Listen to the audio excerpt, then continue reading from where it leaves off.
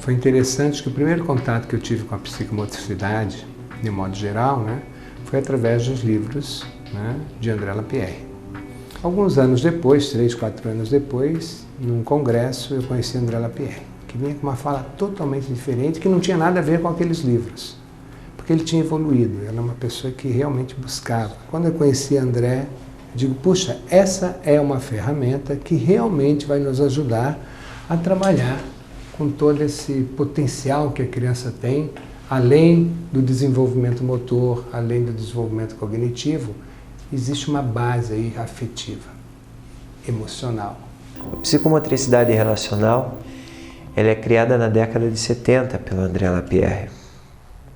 E até ser criada, é interessante que o André Lapierre passa por todos os cortes epistemológicos da psicomotricidade, dentre os quais a reeducação psicomotora, a terapia psicomotora, a clínica psicomotora. Então, a psicomotricidade relacional, André Lapierre vai construindo a concepção relacional, claro, baseando-se em outros conhecimentos, né? É importante que a gente possa fazer uma conexão com as outras ciências, né?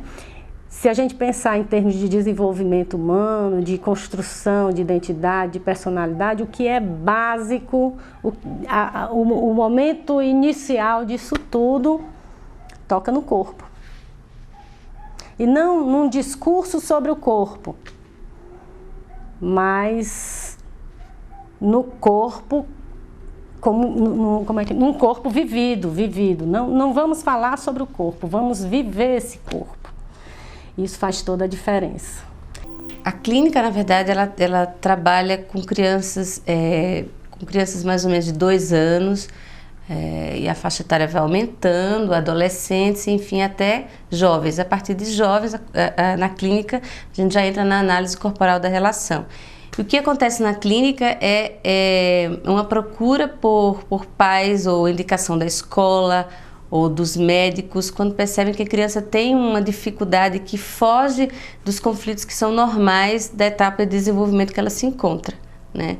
Então, é algo que chama atenção, é uma dificuldade que traz um sofrimento para a criança, enfim, algo que ela precisa de uma ajuda, que os pais precisam de orientação para resolver, né? Então, as crianças elas são encaminhadas muito nesse sentido. Que dificuldade? Bom, isso varia muito.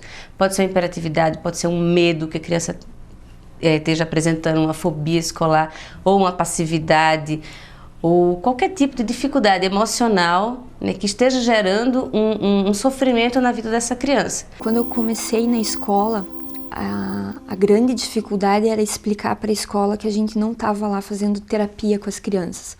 Embora tenha um valor terapêutico, a gente não faz psicoterapia com eles na escola, porque a gente separa muito essa questão de até onde a gente pode entrar com essa criança para ficar dentro dos objetivos preventivos, que é o proposto pela teoria mesmo, e a partir de que momento a gente escapa dessa abordagem, né? As crianças aprendem muito através da relação, de todos os tipos de relação, que elas fazem por elas, com base na história que elas têm e com base no que elas sabem. Assim vai se dando o processo de aprendizagem. Essa relação a gente consegue facilitar dentro da psicomotricidade relacional. Como nós trabalhamos a partir das diferenças, também veio por meio da psico.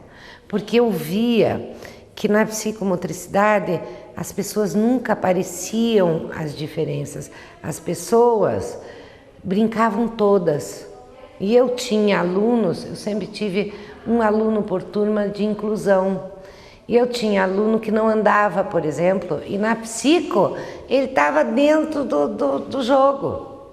porque ele se arrastava, os outros também se arrastavam, de repente. Então, nesse momento, ele era grupo mesmo. E isso ia para a sala de aula. E isso continua acontecendo. Na psicomotricidade, a gente brinca muito do que a gente quer brincar. E também a gente se diverte e brinca com os amigos. As crianças querem falar. Quando se dá um lugar sério para elas e diz, você é importante para nós, vamos fazer uma brincadeira, mas é brincadeira séria, ela fica feliz, porque brincar para a criança é coisa séria. A criança brinca, e isso é muito sério, porque quando a criança brinca, ela está estruturando o aparelho psíquico dela. Ela está brincando para simbolizar. Brincadeira de criança é processo de simbolização. Contributo de excelência, vamos ver. A questão é esta.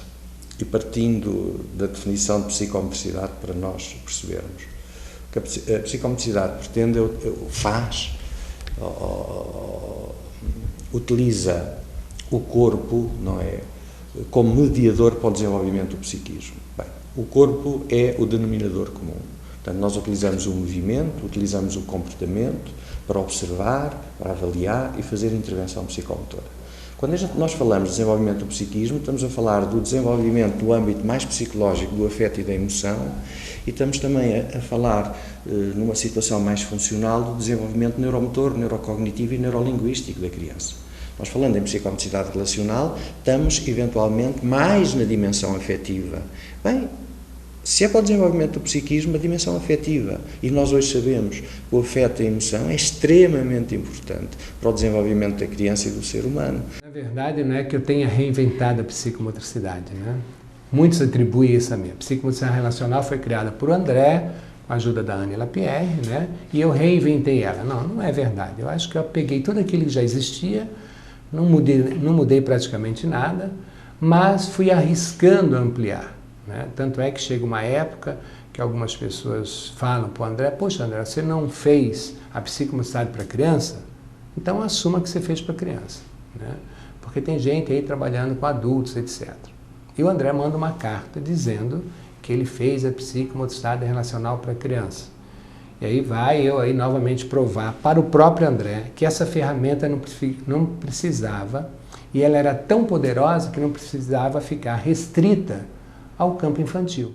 Ela fez uma cartinha convite, né, para a gente ir num sábado à tarde fazer um curso, mas nós não imaginávamos o que nós íamos fazer, né? Bom, chega, tem que tirar o sapato, daí todo mundo já fica apreensível, por que tem que tirar o sapato?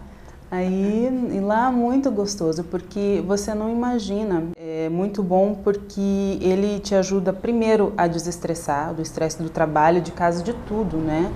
De vida pessoal, vida profissional. E segundo, é uma coisa tão simples, né? Você vai fazer brincadeiras que é ali que você vê por que as crianças fazem amizade tão rápido.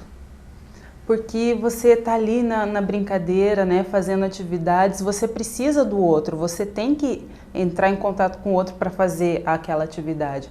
Então a timidez, né, ou se a pessoa é muito séria, tudo vai embora. Na realidade, assim, o setting é o mesmo, os materiais são os mesmos, as regras básicas são as mesmas, a única que se diferencia é o não falar, que para as crianças a gente não diz isso. Mas no fundo, acho que os objetivos são os mesmos, que a gente vai trabalhar a agressividade, a gente vai trabalhar esse enquadrar a agressividade positivamente, a gente vai trabalhar com limite, com as frustrações, com a afetividade, com a sensualidade, com a sexualidade, a gente trabalha as mesmas coisas, né? Só que com a criança as coisas não estão tão cristalizadas ainda, né? Talvez as mudanças sejam mais fáceis ou menos sofridas às vezes do que nos adultos. Eu acho que é isso, que é uma coisa de crédito. A psicomotricidade representa na minha vida uma esperança não para mim, mas uma esperança para o mundo.